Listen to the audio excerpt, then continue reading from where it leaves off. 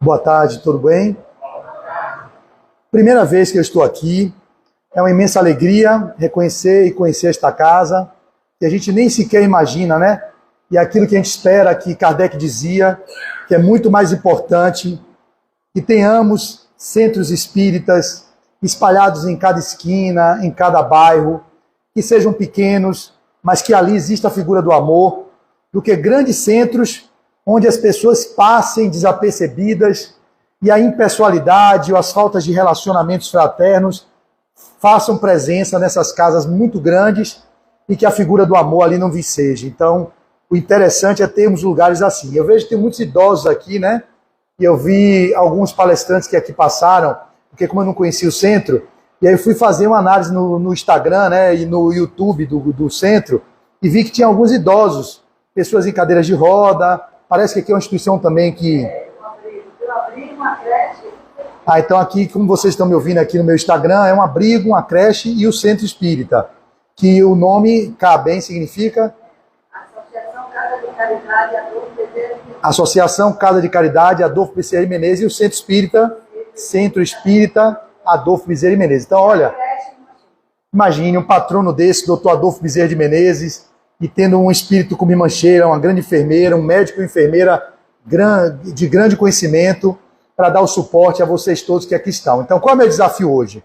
Meu desafio é fazer uma linguagem que possa ser acessível a vocês que estão aqui presentes, porque vejo que é um público heterogêneo, obviamente, tem pessoas que têm um nível de entendimento da doutrina que é um pouco mais rebuscado, e tem pessoas que praticamente também são iniciantes no movimento espírita. Como eu não tenho como avaliar isso, eu tento fazer uma linguagem que seja intermediária, onde eu possa atingir aqueles que têm uma busca mais aprofundada do conhecimento, mas eu também não deixo de atingir as pessoas que aqui se encontram e que às vezes não têm estudo nenhum do espiritismo, não tem informação nenhuma, tem pessoas às vezes que são semi-analfabetos, a gente sabe, tem pessoas que são analfabetos, tem pessoas que têm primário, e isso não determina o grau de evolução que essa pessoa possa ter. Mas é óbvio que o grau de esclarecimento cognitivo, de compreender o que é dito, precisa ser observado. Porque senão a gente vai falar para quem? Para algum nível de pessoas seletas, ou a gente pretende atingir o coração de todos aqueles que estão à nossa volta. Então a ideia é essa. E como também a minha exposição ela vai ficar gravada no meu canal do YouTube, que é no canal Flávio Nery de Azevedo, eu também vejo que outras pessoas vão assistir a palestra. Então é óbvio, vocês que estão aqui, que têm acesso, podem ver novamente, rever, estudar e pegar o ponto principal que possa atingir o coração de cada um de vocês. Então a primeira coisa é, eu fico feliz em ver os idosos ali no fundo, porque eu sou fisioterapeuta, há 22 anos formado, mas também sou psicoterapeuta. Então eu trabalhei 20 anos da minha vida, a maior parte do meu tempo com meus idosos. Trabalhava nos abrigos, atendia em domicílio, os pacientes lá que viviam acamados, com Alzheimer, com Parkinson, com paralisias, com amputações de membros. Então eu vejo essas idosas aí no fundo do centro, me traz uma alegria. Elas são do abrigo e vêm para cá assistir, E é um complexo e elas vêm espontaneamente, elas gostam de ouvir, né? Que legal. Algumas são católicas, né? Obviamente, né? Não obrigatoriamente, né? Elas são espíritas. E aí algumas de vocês são espíritas, né? Algumas são?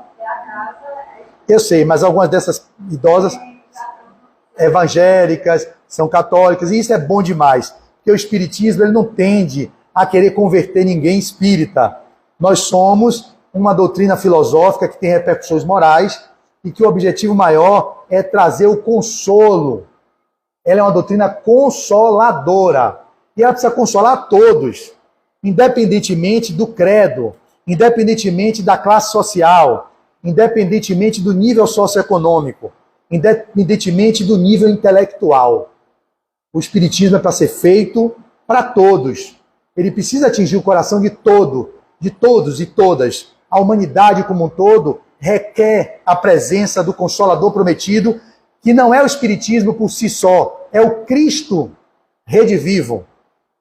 O espiritismo é o evangelho de Jesus redivivo, porque ele traz, quando no Novo Testamento Jesus falou, eu enviarei o Consolador prometido em meu nome, que ficará convosco até o final dos ervos. Quando Jesus disse isso lá atrás, ele disse que enviaria um Consolador. E nós espíritas compreendemos que o Consolador que Jesus dizia que enviaria é o Espiritismo. Mas irmãos nossos protestantes ainda esperam a volta do Cristo. Irmãos católicos ainda acham que o Cristo voltará. E nós espíritas já sabemos que o Cristo já veio. Já está conosco e nunca deixou de estar. Ele veio em 1857 ou na preparação da codificação da doutrina espírita e nunca deixou de estar conosco, porque ele é o governador planetário. Jesus é o nosso guia, é o nosso modelo. Então, as senhoras católicas aí que nos ouvem, ou as pessoas que têm outro tipo de crença, entendam, a gente não quer que vocês se tornem espíritas. Continue católicos, continue budistas, continue protestantes, continue candomblecistas, ubandistas, hinduístas, não importa, agnósticos, ateus, mas vocês podem beber no Espiritismo, dessa fonte que é inesgotável de amor e de consolo, que nada mais é o que o Cristo nos trouxe com os mandamentos que ele resumiu, e o Espiritismo tirou o véu da visão alegórica que as parábolas dele traziam para mostrar a vocês que o Cristo vive e continua vivo em cada um de vocês, se vocês assim se conectarem com aquela verdade que é o Cristo que está em cada um de vós. Então, dito isso, o nosso tema é um tema desafiador, porque ele vem de um livro, de uma linguagem profunda, que é da nossa benfeitora Joana de Ângeles. Ele foi tirado dessa obra, que é Amor, Imbatível Amor, um dos livros que compõe a série psicológica de Joana de Ângeles, e essa série é composta de 16 livros. Então, a leitura dela se dá num contexto de uma construção que a benfeitora Joana de Ângeles, que vocês devem saber, que é a mentora de Divaldo Franco, que viveu na época do Cristo como Joana de Cusa. Ela também viveu como Clara de Assis, contemporânea de São Francisco de Assis. Ela viveu como uma poetisa de língua hispânica de nome Joana Inês de la Cruz. Ela voltou e encarnou aqui na Bahia como Joana Angélica, que foi martirizada no convento da Lapa. Olha que coisa linda, um espírito que veio da época do Cristo, uma das primeiras mártires do cristianismo, do gênero feminino. O primeiro mártir foi Estevão, que foi apedrejado a mando de Paulo de Tarso, Saulo de Tarso, judeu, impiedoso, prepotente, e que mandou apedrejar Estevão. Leia o livro Paulo e Estevão, já li 2 vezes, e aquele livro é um dos livros disruptivos, paradigmáticos. E aqui a Joana de Cusa é uma das mártires do cristianismo, que viveu na época casada com Cusa, um homem rico, e buscou Jesus, mas na hora que buscou Jesus, Jesus disse a ela: não, filha, não é a hora ainda de ficares comigo, fica com seu marido, volta e fica com ele, porque ele ainda precisa de você ao lado. E ela queria abandonar o casamento para viver com Cristo, e Jesus disse: não, não é a hora. Não fazia qualquer coisa para ter seguidores. Jesus tinha uma visão ampla da consciência humana e, portanto, ele não fazia prosélitos para querer fazer adeptos a qualquer custo. Cada um tinha seu tempo e ele conseguia compreender o tempo de cada um, e Joana foi uma dessas. E essa, então, grande seguidora, grande apóstola do Cristo, ela volta e no mundo espiritual, estando como Joana de Ângeles, traz obras dessa envergadura, que é de uma profundidade imensa. É muito profundo. Eu acabei de ler esse livro com o meu grupo de leitura. Eu já havia lido em 2021, reli agora no dia 29 de janeiro, acabei dia 29, no mesmo dia. Comecei no dia 29, terminei no mesmo dia, porém, eu levei um tempo muito maior para compreender a linguagem tão complexa que ela trouxe e fiquei perdido. Imagine trazer um capítulo que é a busca do sentido existencial em 40 minutos para tentar aqui destrinchar para vocês. Eu vou tentar fazer de uma forma bem leve. Como seria essa linguagem leve? O que é que nós estamos fazendo no mundo? Para que estamos aqui? De onde viemos? O que estamos fazendo aqui? E para onde estamos indo? O senhor que está me olhando aí bem atento, parece que está bem conectado com o que eu estou falando. Essa camisa sua de São Paulo é? Santa Cruz, ok. Parece do Bahia, São Paulo, né? Tricolor, né? É tricolor. Então, vocês que me ouvem, o que é que vocês estão fazendo aqui na Terra? Qual é o sentido da vida de vocês? Qual é a busca que vocês têm enquanto significado do viver. Óbvio que eu não vou poder abrir para cada um dizer qual é a busca do sentido que vocês têm. Não dá. Mas é muito comum que nós outros que encarnamos estamos aqui para um propósito. E a gente pode falar que existe um propósito que é um propósito secundário. E aí vocês podem ler a busca de um sentido secundário. Como seria? A pessoa tem um propósito secundário que seria fazer uma família, formar-se em uma faculdade, ter um filho, ter um emprego de concurso público, conseguir ter uma empresa, trabalhar de forma liberal, pode ter um propósito de montar uma casa espírita. Todos esses, um propósito de trabalhar aqui no CEABEM, fazendo um trabalho de voluntário, na sala de passe que está ali, na sala mediúnica. Vocês conseguem alcançar o que eu quero dizer? Esses são propósitos secundários.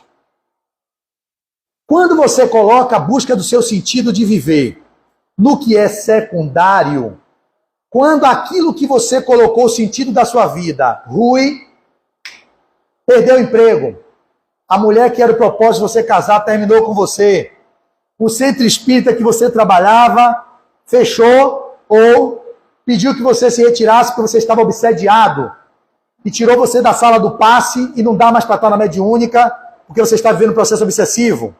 Ou o seu sentido era, o seu propósito era educar seu filho e fazer ele chegar na faculdade, ser um doutor, ser um mestre. O que quer que seja, quando você coloca o propósito das suas vidas em algo que é secundário, quando aquilo que não é o essencial, que deveria ser a busca do sentido primário, se rui, se perde, o que é que acontece com a pessoa? Hein? O que acontece?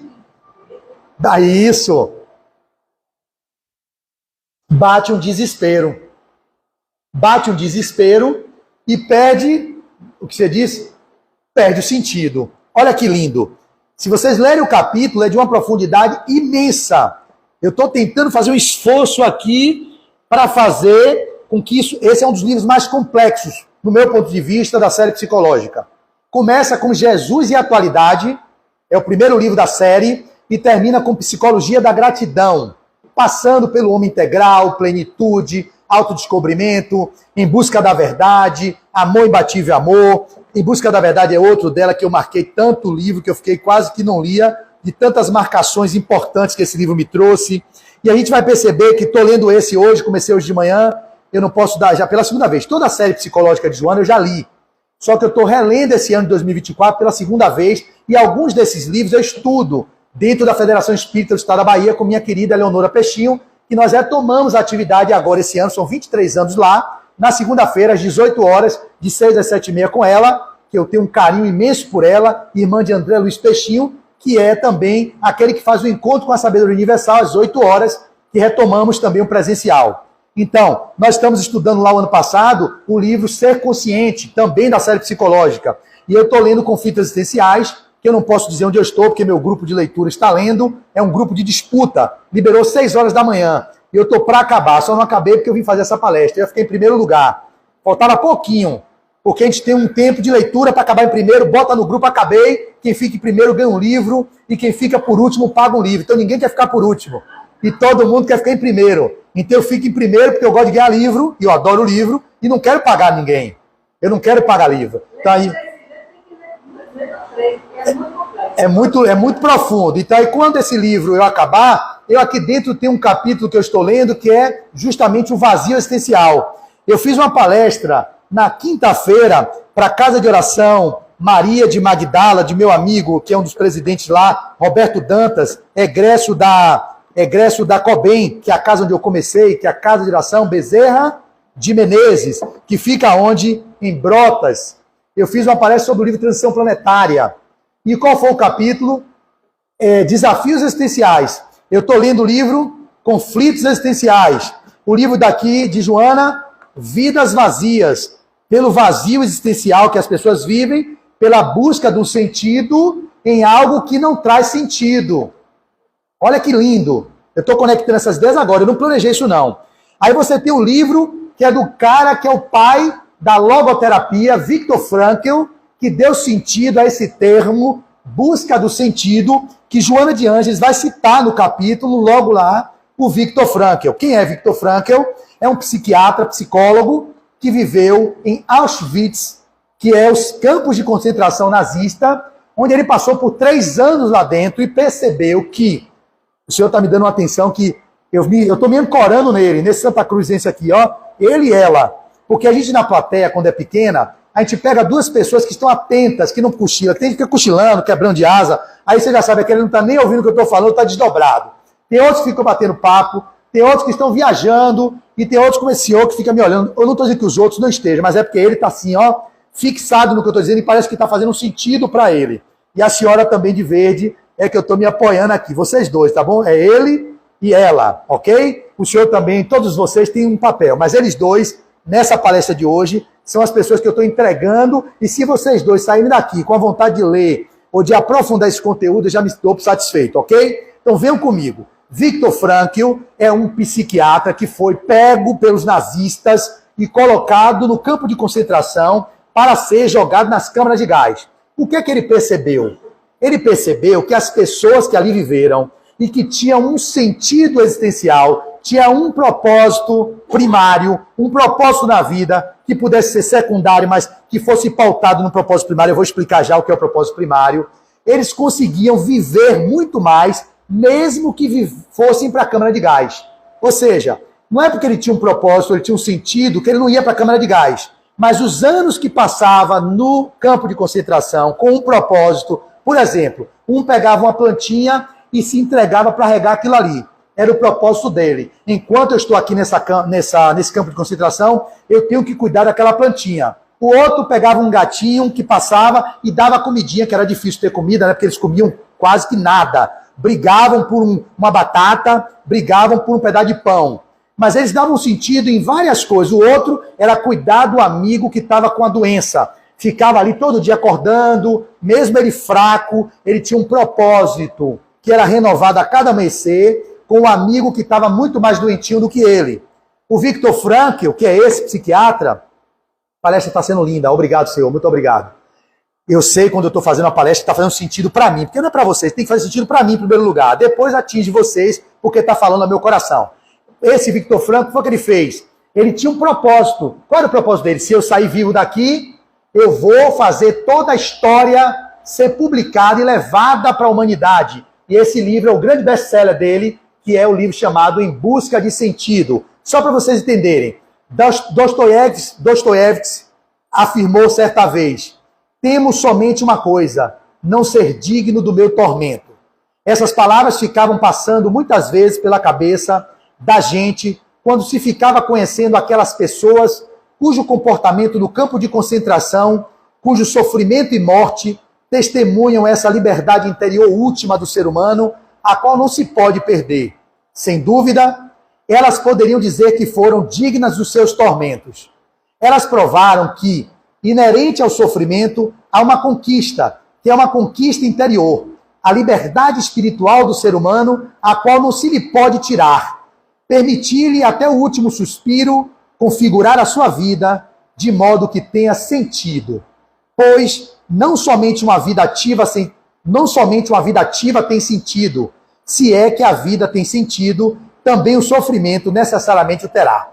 Olha qual é a lógica. Tem gente que tem uma vida superativa, mas não necessariamente tem um sentido. Tem gente que é múltiplas tarefas, que faz isso, faz aquilo outro, mas na verdade é uma fuga psicológica do vazio que ela vive, buscando dar sentido em drogas, farras, jogo de futebol, sexo desenfreado, qualquer tipo de prática que seja, para não entrar em contato com aquela dor, com o sofrimento do vazio existencial, que é uma das tônicas que permeiam a sociedade moderna e que é uma das grandes gêneses do suicídio e da depressão. Daí o livro Vazio Existencial, Conflitos Existenciais e Vidas Vazias. Então as pessoas que não têm um propósito que seja primário, eu vou voltar à história de Viktor Frankl, eu falei do propósito secundário, que é esse que vocês entenderam, criar filhos, ter uma família, ter uma faculdade, e quando você pede, você já disse, ela disse que fica o desespero, O que é que eu fiz na minha vida inteira? Meus filhos foram embora, meu ninho está vazio. Qual é meu propósito de vida se não educá-los? Eles já foram educados, já seguiram para o mundo. Cadê o sentido da minha vida agora? O que é que eu faço agora?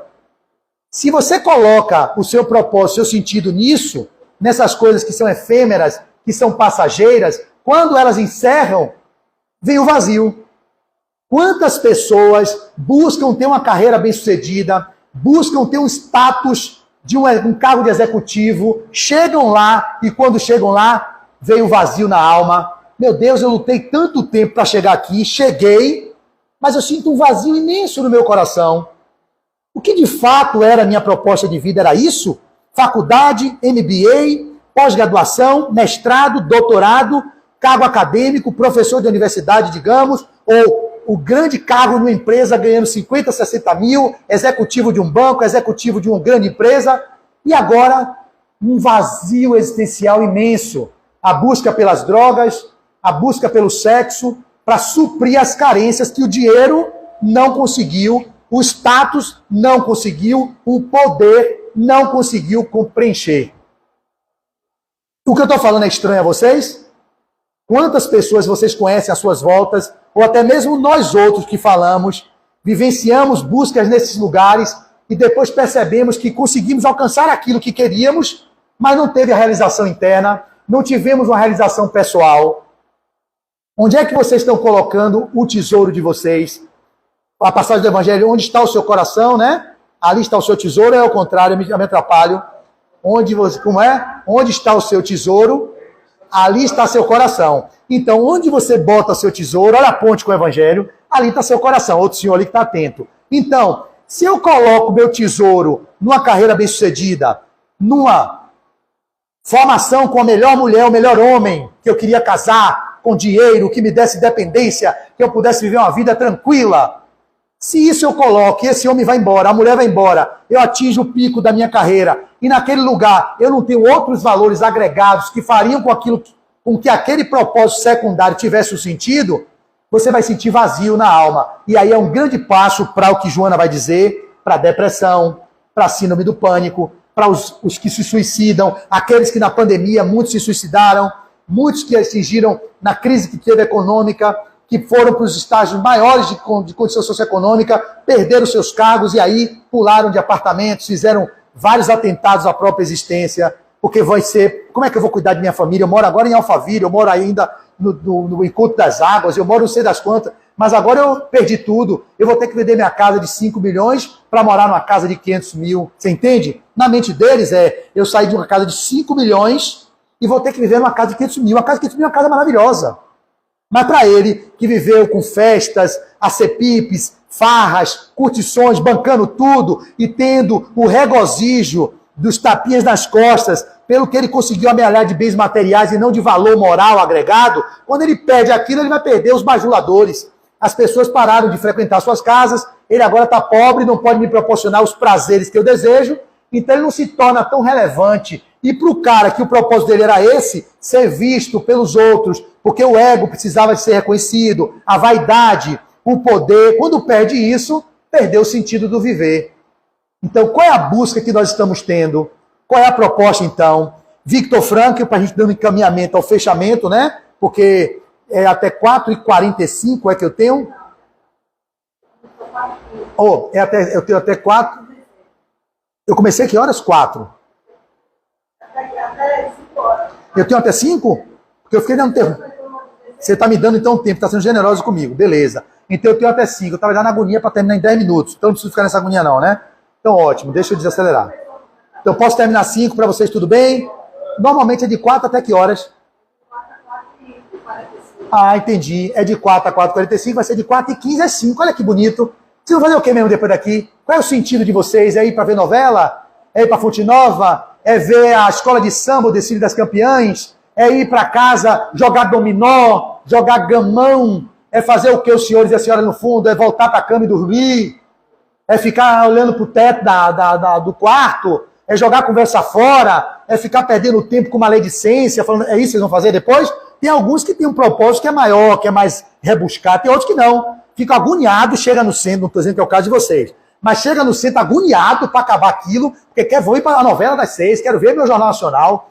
É assim, está aqui no momento de ampliação da consciência, mas não estão de acordo nem ligados ao propósito maior, porque eles estão, às vezes, como máquinas, como autômatos, que estão sendo levados não por um propósito primário, que aí é onde eu vou trazer agora a definição onde eu quero chegar. O que é o propósito primário? Eu volto para Victor Frankl já. Eu faço esses arrudeios, mas não me perco. Isso é uma virtude que eu tenho. O pessoal fica na palestra assim comigo, pô, Flávio, eu fico tenso com você, porque você vai lá, vem cá, mas depois ele não vai falar mais daquilo, ele vai esquecer, e aí daqui a pouco eu volto, retomo, e é só Jesus na minha causa, porque sim, é assim que eu funciono. Se eu falar diferente disso, não sou eu. Então fiquem tranquilos que eu vou voltar a Victor Frankl, eu sei onde eu parei lá, e eu volto já. Mas assim, o que é que acontece então com o propósito primário? Já ficou claro para vocês o que é o propósito secundário? O que é o propósito secundário? O senhor, o que é propósito secundário? É o propósito da vida secular, da vida material. Do cotidiano. Perfeito. Resumindo, é o propósito do cotidiano. A vida no mundo, emprego, filho, criação, casamento. É o viver no mundo da matéria, esquecendo que vocês são espíritos imortais. O propósito primário, ou a busca do sentido, que eu vou fazer essa amarração quando eu explicar o propósito primário, qual deveria ser o propósito primário? O despertar da consciência. O propósito primário seria a auto-realização no sentido espiritual, o autodescobrimento, a autotransformação, a auto-iluminação. Esse deveria ser o propósito primário de todo mundo que chega na Terra. Desse guri que está dormindo, a mãe dele devia, desde pequeno, ao invés de dizer, meu filho, estude, faça inglês, que você tem que fazer MBA, você tem que ser médico, tem que ser professor, tem que ser advogado, tem que ser doutor, tem que ser fisioterapeuta, dentista, historiador. Deveria dizer isso, filho, cuide disso. Mas o propósito da sua vida é cuidar do espírito que você é. Você não vai morrer, filho. Vai morrer o personagem, esse personagem acaba com a morte do corpo físico, mas você continuará vivendo além desse corpo, com tudo que você adquiriu de valores morais, de virtudes, das suas habilidades que você cultivou, você vai levar além da vida, e onde você estiver, ninguém lhe tira, nem o ladrão lhe rouba, nem a traça vai corroer, nem a ferrugem também vai corroer. E são os valores inalienáveis, os bens inalienáveis da alma, que ninguém pode tirar de você. Só que nós pais, que são pais, não fazem isso com os filhos. Quer preparar para a vida, quer preparar para o enfrentamento do mercado, quer preparar para ele passar numa faculdade, passar no Enem. Não tem nada contra, porque você está no corpo, você também se organizar nisso. Mas não pode prescindir nem esquecer do essencial, que é o propósito principal, que deveria ser o cuidado com o espírito imortal que ele é. E a gente esquece. Não leva para evangelização infanto-juvenil, não leva o menino para fazer parte do evangelho no lar, não deixa ele em momentos oportunos fazendo leituras de obras que levem ele a conectar-se com o princípio do Cristo. Às vezes dão best-sellers de obras aí do mundo, Senhor dos Anéis, não sei o quezinho, beleza, ficção, fantasia, mas também colocar no menino valores que ele possa ter algum tipo de conexão com o que é a espiritualidade. Isso é cultivar na criança, desde tenridade, os bens que são do espírito imortal. Isso é estar atento ao propósito primário que deveria ser de todos nós, o meu e de vocês. E quem diz isso é também um outro autor, já que vai ficar no meu Instagram e no meu canal do YouTube, eu quero escutar essa palestra depois. Tem um autor que escreveu um livro maravilhoso, que alguns de vocês conhecem. O grande best-seller dele é O Poder do Agora, de Eckhart Tolle. Só que ele escreveu um outro livro que é muito mais profundo, que eu já li também algumas vezes, e que é um livro disruptivo, que é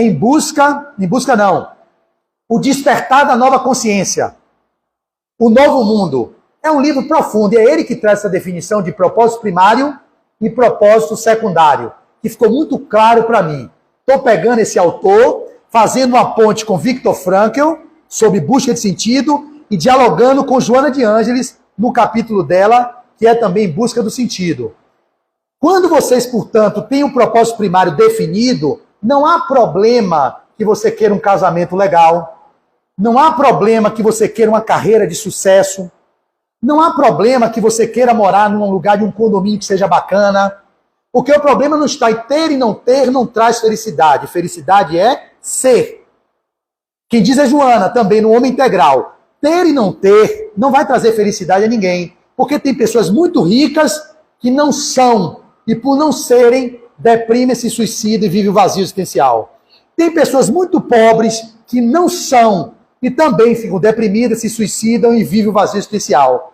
Mas tem muita gente rica que cultivou os valores da alma, que trabalhou suas virtudes, suas habilidades enquanto espírito, e mesmo na riqueza, consegue transitar sem apego aos bens materiais, consegue viver os valores morais da alma. Os valores que são os bens inalienáveis do espírito. Então o problema que eu estou falando não é sobre ter ou não ter. O problema que eu estou trazendo para vocês é em ser. Compreende? Eu posso ter tudo, mas não ser ninguém. Eu posso não ter nada e ser alguém. Eu posso ter tudo e ser também alguém. Outro autor fala sobre isso no livro chamado Parábolas, A Sabedoria das Palavras, se eu não me engano, de Humberto Roden. Ou As Bem-aventuranças, se eu não me engano. Que ele fala, o problema não é ter as coisas, o problema é ser possuído pelas coisas que você tem. Eu posso ter um barco, eu posso ter um carro, uma casa boa, eu posso ter dinheiro, mas se eu fico apegado e preso a isso tudo, isso passa a me controlar. E se eu sou controlado por isso, eu perco a minha paz. Eu não estou colocando o meu tesouro onde ele deveria ser colocado. E aí, isso traz, quando você perde o tesouro, perde a casa, perde o carro, perde o sentido de viver. Perde o sentido da vida. Daí, o Viktor Frankl, quando dizia que no campo de concentração, ele tinha pessoas que ele analisava, que buscava, que tinha um sentido no viver, mesmo no campo. Quando ela ia para a câmara de gás, ela ia assim, louvando ou cantando os cânticos que são dos judeus, em contato com Deus, ia e morria. Porque a morte não é o fim. Morria aquele corpo. O personagem findava, sofrendo numa câmara de gás ou nos fornos crematórios. Que barbárie, né? Da página da humanidade, o Holocausto. Mas ele podia partir com um sentido, com um propósito de viver, com a busca de algo maior do que apenas a finitude daquele corpo, naquela existência, enquanto personagem no campo de concentração. Viktor Frankl, portanto, sobreviveu aos campos de concentração nazista. E lá, a cada dia que ele era transferido de um campo para outro, ele tinha o sentido, que era justamente, eu sairei daqui e vou trazer isso sob a forma de informação para a comunidade, para a sociedade. E escreveu o livro Em Busca de Sentido. Não só esse, muitos outros. E ele é um dos grandes pais, como eu falei no início, da logoterapia, que é a terapia, uma psicoterapia da busca do sentido da vida, que traz os valores, além do viver, no propósito secundário. Traz o propósito primário, que são os valores do espírito. E o espiritismo, para a gente ir finalizando, propõe isso. Nós estamos aqui para quê? Para um propósito maior, que deveria ser adquirir habilidades, cultivar as virtudes, perceber as más inclinações e fazer o movimento de domar. Não é isso? Está na codificação. O verdadeiro espírito é quem? É aquele que não erra? É aquele que não faz nada de errado? Não. O verdadeiro espírita é aquele que se esforça para domar as más inclinações. Eu sou espírita. Não é porque eu tenho... porque eu sou espírita com tranquilidade. Tem muita gente, eu não sou espírita não, porque acha que para dizer que é espírita tem que estar pronto. Não. Eu sou espírita porque eu me esforço há 27 anos que eu estou no espiritismo para domar as minhas más inclinações. Significa que eu domei? Não. Tem muitas inclinações que eu não consigo dominar e talvez eu passe encarnações sem conseguir domá-las. Mas eu estou me esforçando para domar. Isso ninguém pode dizer que não. Eu estou, e só eu posso saber o quanto eu venho mergulhando dentro de mim, olhando para as minhas más inclinações, para as minhas tendências que não são tão louváveis, que não são tão legais, e dizendo assim, poxa, você é um cara mesmo atrapalhado, você ainda vibra nisso, né, cara? Meu Deus, como pode melhorar isso? O que mais é possível que você não está percebendo, Flávio? Como é que você ainda faz a maledicência? Como você ainda é vaidoso? Como você ainda é irritadiço? Como você ainda é arrogante? Como você ainda está prepotente? Como você quer controlar as coisas? Olhar para isso é o tentar domar as más inclinações, não significa que eu domei. Mas quem não olha para isso, que não se acha arrogante, não se acha prepotente, não se acha vaidoso, não, eu sou um cara humilde, eu sou altruísta, não, eu sou tolerante, não, eu sou fraterno. É uma pseudo. É um pseudo conhecimento de si. Porque está no Livro dos Espíritos, na questão 919. Qual o meio prático mais eficaz para que nós possamos viver no mundo sem... Eu não tenho de cabeça, eu falo isso mais de 20 vezes, a minha memória é péssima, e eu não consigo gravar ipsis literim, como é que está aqui dito. A questão 919 do Livro dos Espíritos fala o quê? Todo mundo já tem de cabeça, né? Eu ainda não tenho. Qual o meio prático mais eficaz que tem o homem de se melhorar nesta vida e de resistir à atração do mal? A resposta é: um sábio da antiguidade vou-lo disse, conhece a ti mesmo. O que é que nós estamos fazendo? Buscando conhecer os outros, falar dos outros, analisar os outros e esquecendo do principal, que é conhecer a nós mesmos. Não há como vocês se libertarem do sofrimento e da dor sem encontrar-se consigo mesmo. Porque é dentro de vocês que está o quê? Onde é que está a verdade? Está onde?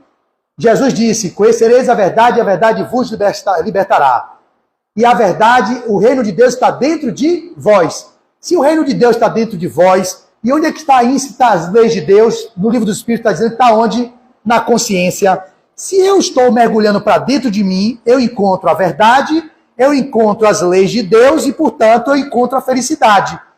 É buscando fora? É buscando na carreira? É buscando num casamento? É buscando uma viagem para a Europa? É buscando culto à forma? É buscando ficar brigando pelo político A, pelo político B, pelo time A, pelo time B, que eu vou conseguir encontrar a paz e a harmonia de viver? Não. É buscando a verdade que está dentro, que você transita na política, no time de futebol, no esporte, se conhecendo, olhando para dentro, encontrando a lei de Deus que está íncita na sua consciência e buscando se ajustar na sua autodeterminação, no seu desenvolvimento pessoal, buscando se encontrar com a verdade, que é Deus em vós. Vocês são centelha. Se você é centelha divina, você também é Deus. Foi eu que disse isso ou foi Jesus? Jesus disse o quê? Vós sois? Se ele disse que você é Deus, por que você não se concebe? Por que vocês estão perdendo tempo? Foi ele que disse que você é Deus. Você é Deus. Você é Deus. Você é Deus. Você é Deus. Eu também sou Deus. Se você é Deus, a senhora é Deus lá no fundo, vocês são deuses. Não são os deuses do panteão romano, dos gentios, dos pagãos. Não. É o Deus único, consciência suprema, que habita em vós e, portanto, qual é o nosso caminho? É de retorno à consciência suprema, do encontro com o divino em nós. O divino está em vós. Se vocês se conectam com Deus em vós, vocês conseguem de novo revelar a verdade e ela vai libertar vocês do sofrimento, das angústias, e assim vocês conseguirão ter um sentido existencial, e com o sentido existencial vocês poderão atravessar as agruras do mundo, as vicissitudes do mundo, as dificuldades do mundo, com a resignação do verdadeiro cristão. Está claro para vocês? Resumo da nossa exposição, para finalizar, não vou usar o tempo todo, para não esgotar os senhores e as senhoras. Resumo da exposição. Nós estamos no mundo para quê? Para nossa autodeterminação, a nossa designação pessoal, para colocar em prática aquelas habilidades, talentos e virtudes que cada um de vocês tem e perceber as más inclinações ou as inabilidades e domá-las. Perfeito? Esse deveria ser o nosso propósito primário. Pegou, já fiquei feliz. Se um de vocês hoje sair com o que eu estou dizendo, meu resultado está valendo a pena do esforço que eu fiz sair de Simões Filho, pela primeira vez, passei no pedágio, foi por isso que eu atrasei, a carteira ficou no outro porta-luva de um carro velho que a gente tem em casa para rodar lá dentro de Simões Filho. Quando eu cheguei para pagar, cadê a carteira? Não tem cartão, queria passar Pix, eu não estou com cartão digitalizado no meu celular, moça, eu não tenho dinheiro, não tenho carteira, quero pagar. Não tem aquele papel não? Não. Tinha antes, agora não tem, senhor. Ou é débito ou é dinheiro. Aí eu falei, não tenho como, amigo, eu estou indo fazer uma palestra agora, o pessoal está me esperando lá, pelo amor de Deus, me ajude. Aí eu vi o espírita, na prática, fiquei irritadiço, quase altero com a mulher, É aí que você vê o quanto sou atrasado. Isso é autoconhecimento que me faz perceber isso. Se eu me achasse um cara, eu estou perfeitamente calmo, tolerante. Não, é aí que eu vejo que eu não sou, que eu sou intolerante, irritadiço, quero controlar, sou despótico, veio o passado tenebroso, do cara mandão. É ali que eu acesso. E vocês vão entender isso, que muitos de vocês pensam que mudando o comportamento fizeram a transformação genuína. Não, vocês podem estar no centro com a voz melíflua. Meu irmão, ela aqui, muita paz. Ô, meu irmão, fica com, meu filho, me receberam na fora ela. E aí, meu filho, como foi? Tá tudo tranquilo, viu, filho? Um doce de candura, Ana Virgínia, falando comigo ali. Vai para dentro de casa, menino diabo, desgrama, sai da frente, demônio. Vai pro trânsito, passa por cima do outro. Então, aquilo ali que ela fez, eu não estou dizendo que ela seja assim, é uma aparência, é o verniz social. É uma mudança comportamental para ser aceita e ser recebida na sociedade como uma pessoa que é equilibrada. Mas, no fundo, está totalmente desarmonizada, vivendo na máscara, na persona. Ah, Flávio, então ela faz o quê? Ela sai tratando você com ignorância? Como é que você chegou atrasado? Não. Aí também é deseducação, é deselegância, não é isso. O povo entende errado. Então, Flávio, eu tenho que botar para fora que eu sou? Não. Você é um destemperado, você é um maluco, tá doido. Ficar falando assim com os outros. Você tem que entender que você não está lá, como eu agora vi. Quando eu me vi parado, atrasado, eu podia ser o cara que já conquistou essa calma. Não estou nesse lugar. Olhei para ela e falei assim, amiga, tentei falar calma. Me ajude, eu quero fazer um pix, estou aqui. Digo pix, não, senhor. E já parece que o demônio, o Satanás, vai para ela para me obsediar. Ou seja, para poder me desarmonizar. Aí disse assim, irmã, eu vou fazer uma palestra. O que tem a ver com sua palestra? Sai mais cedo. Tipo isso, né? O que tem a ver? Tem gente me esperando no centro, lá em Lauro de Freitas, que eu nunca fui, é a primeira vez. Eu vou fazer uma palestra espírita, tudo bem? Eu queria pagar, só que eu não tenho dinheiro. Você não, senhor, tá a fila aqui no fundo. Eu tinha que dar ré, me encostar, de minha amiga. Aí começou, veio o grosso. Não dificulte minha vida, chame um pipoqueiro, um cara desse aí que tá aí, para eu fazer um pix para ele, pelo amor de Deus. Eu não posso receber pix, senhor, a gente não trabalha com dinheiro aqui. Eu vou fazer. Eu digo, amiga, por favor, chame o cara ali, eu não tenho que sair do carro aqui para chamar o cara lá, chame o cara da pipoca. Aí chamou, oi. Aí o menino veio, já querendo me extorquir, porque aí o ser humano quer aproveitar. Digo, você vai me dar uma ponta aí? Eu digo, eu não vou lhe dar ponta não, meu irmão. Eu só quero passar um pix para você passar o dinheiro para ele. Compra alguma coisa na minha mão, tá vendo aquele torresmo, pura gordura, acabei de comer. Eu ia comprar só para constar, fazendo, eu vou comprar, porque eu estou no desespero. Não, eu não perco a lucidez, viu? Não. Vou botar 7 contas, 6,30, né, o pedágio. Vou botar, já serve, já 70 centavos, já me serve. Fiz o pix para ele pagou a menina e eu peguei minha estrada. Mas já me desarmonizei, já saí assim, meu Deus, desequilibrado. Um cara que está em harmonia, que está em completa conexão com Deus, não passa por um perrengue desse, não fica contaminado. Se eu me contamino, é porque eu não estou lá, onde eu quero estar. Mas a diferença, qual é, minha amiga de verde, meu amigo aqui de Santa Cruz? É o quê? Eu já estou consciente, quando eu passo por ali, que eu olho para mim, meu Deus, vim no carro assim, Flávio, vai falar da busca do sentido existencial, e você está ali falando com a mulher de um jeito que só faltou, eu não fiz nada de grave não, mas eu senti uma energia dentro de mim de arrogância, de querer meter a zorra nela. Eu não bato em mulher, mas a vontade era de, se fosse o centurião, se fosse o soldado romano, se fosse o senhor de engenho que já viveu, pegava a chibatada, vai demônia, ia meter uma garrafa nela, um copo, aí eu respiro, mas eu tenho que saber que está aquilo em mim. Eu não posso dizer que eu não tenho aquilo, não, eu não tenho isso não, eu tenho isso em mim. E aí eu trago as obras para mostrar a vocês, se eu ainda tenho 5 minutos, vou ter que usar os 5 minutos, já que você me deu até 5, já entrei com essa digressão, vou usar meus 5 minutos. Eu tenho 5 minutos agora. O que acontece? Tem uma trilogia, aqui é para o pessoal que está me escutando, que leia, uma trilogia de Ivone Pereira do Amaral, do Espírito Charles, que eu li o ano passado, que é Nas Voragens do Pecado, O Cavaleiro de Lumière e Os Dramas de Bretanha. São 500 anos, 400, 500 anos, os espíritos que pareciam bonzinhos em 1500, na grande noite de São Bartolomeu, onde tiveram a chacina dos huguenotes, mataram vários protestantes, porque era a reforma de Calvino e Lutero. Eles fizeram uma atrocidade. Tinha um personagem que era um sacerdote, como a senhora, digamos, tranquila, nessa vida não matou ninguém, ele também não e eu também não. O que é mudança de comportamento e o que é mudança genuína de transformação moral? Esse ser, quando teve a oportunidade de reencarnar 200 anos depois, pegou tanto ódio de alguém, como sacerdote que era, ele não fez mal nenhum, mas na encarnação seguinte obsediou. Na outra, levou alguém ao suicídio, virou um obsessor. Então, uma pessoa como ela e como eu, nós não sabemos qual o movimento da nossa alma de fato. Se alguém pega um carro, chega em minha casa, mata toda a minha família, eu, meu pai, minha mãe, meu irmão, minha irmã, mata todo, estupra minha mulher, eu não sei o que eu tenho dentro de mim, se eu não poderia virar um algoz de um cara que fizesse isso comigo. Então eu não posso dizer que eu já cheguei lá. Eu me esforço para domar a raiva, a ira, a violência, a possível... Porque só as condições, as circunstâncias, quando eu passar por elas, é que vão de fato mostrar que aquilo eu já integrei como habilidade. Quando eu passei pela circunstância da mulher no pedágio, é ali que eu vou exercitar a habilidade de fato da tolerância, da paciência, da resiliência, da compreensão, da compaixão, de dizer que ela não tinha problema nenhum. O problema era meu, ela está fazendo o trabalho dela, eu não fui grosso com ela. Não fui, eu só fiquei um pouco irritado dentro de mim. Amiga, me ajude. Falei assim, eu faço um pix para você, me diga seu pix aí. Não posso, senhor. Essa parte me irritou. Eu vou fazer pro seu pix. Eu não tenho dinheiro aqui para pagar. Mas você pode pegar depois, é 6,50, como se assim, facilite minha vida. Eu lhe passo os seus 6,30, você depois pede na mão de alguém, me dê 6,30 aqui, dá, e a pessoa lhe paga. Você passa o pix. Ela não, ela foi um trave para mim, para gerar justamente em mim o quê? O desconforto, para que eu exercite tudo isso que eu acabei de dizer. E aí eu percebi que isso não está consolidado em mim.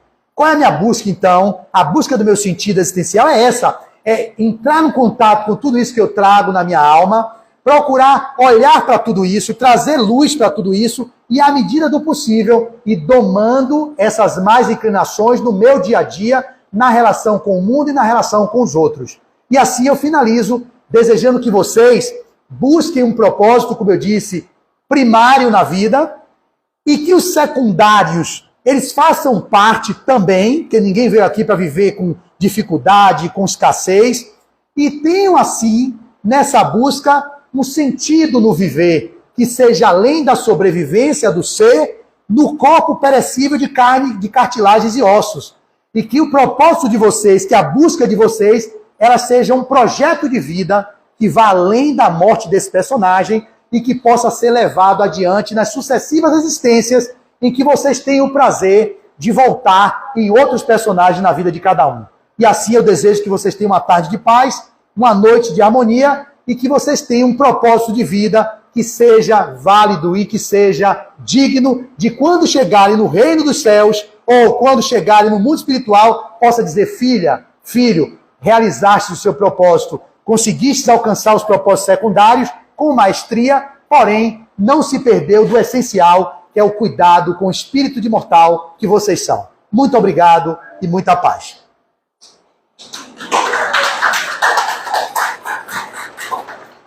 Terminei no horário certinho, tá vendo? Tá vendo? Você me deu até 5.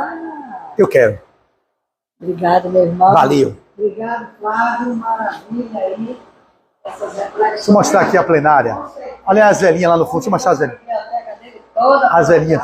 É porque eu mostro nas palestras e as pessoas pedem as referências. Maravilha. Muito lindo. Aí, ó. Bom pra gente. Levanta a mão aí, minha velhinha. As velhinhas lá do fundo. Aí, minha velhinha. Minha, levanta a mão aí, velha. Aí. As velhinhas lá, gente, ó. Ó que alegria. Um monte de velhinho, minhas velhinhas, ó. Tá vendo? Tem a criança. Que maravilha. Vamos falar aqui, meus idosos. Para conhecer a nossa instituição, o nosso abrigo, a nossa creche e os trabalhos da casa. É uma casa muito conhecida aqui na Lauro de Freitas.